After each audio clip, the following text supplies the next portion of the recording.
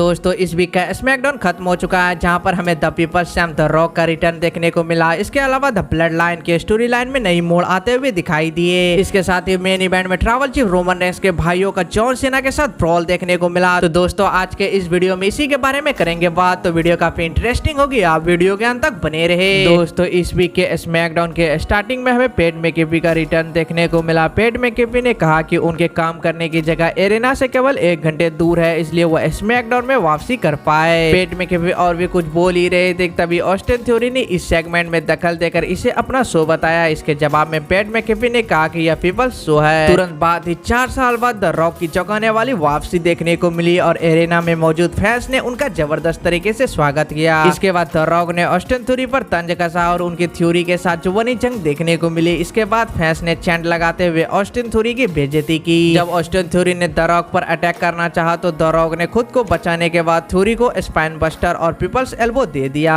इसका फायदा उठाते हुए पैट मैकेफी ने भी ऑस्टिन थ्योरी को किक जड़ने के बाद उन्हें पीपल्स एल्बो दे दिया। जल्दी द रॉक और पैट मैकेफी गले मिलते हुए दिखाई दिए। इसके बाद द रॉक की बैक स्टेज जॉन सीना से मुलाकात हुई और यह दोनों दिग्गज गले मिलते हुए दिखाई दिए। और फिर हमें फिन बेलर वर्सेस एजे स्टाइल के बीच एक सिंगल मैच देखने को मिला। मैच की शुरुआत में डेमियन प्रीस्ट ने एजे स्टाइल का ध्यान भटकाया और इसका फायदा उठाकर फिन बेलर ने एजे स्टाइल पर अटैक कर दिया। जल्दी एजे स्टाइल ने फिन बेलर को बैक ब्रेकर देते हुए मैच में वापसी की। इस मैच में डेमियन प्रीस्ट के साथ साथ डोमिनिक मिस्ट्रियो का भी काफी दखल देखने को मिला और इससे तंग आकर रेफरी ने इन दोनों को बैक स्टेज भेज दिया। एजे स्टाइल अंत में फिन बेलर को स्टाइल स्प्लैश देने वाले थे, लेकिन जिमी ऊसो की वजह से उनका ध्यान भटक गया। इसका फायदा उठाकर फिन बेलर ने एजे स्टाइल को पिन करते हुए मैच जीत लिया। इसके बाद बैक स्टेज फिन बेलर ने जिमी ऊसो से जे ऊसो के जजमेंट डे ज्वाइन करने को लेकर बात की और उन्होंने जिमी ऊसो को जजमेंट डे ज्वाइन करने का ऑफर दिया। पॉल हेमन इन दोनों सुपरस्टार की बात ध्यान से सुन रहे थे और वह जिमी ऊसो से मिलने गए। इसके बाद फिर हमें यूएस चैंपियन रे मिस्ट्रियो और एलडब्ल्यूओ का सेगमेंट देखने को मिला। रे मिस्ट्रियो ने प्रोमो देते हुए कहा कि वो एलडब्ल्यूओ की वजह से ही कठिन समय से बाहर निकल पाए और इस वजह से ही वो आज यूएस चैंपियन बन पाए हैं। रे मिस्ट्रियो ने एलडब्ल्यूओ को अपना परिवार भी कहा। सेंटोस एस्कोबार ने रे मिस्ट्रियो के खिलाफ टाइटल मैच लड़ने की इच्छा जाहिर की और रे मिस्ट्रियो इसे स्वीकार कर लिया।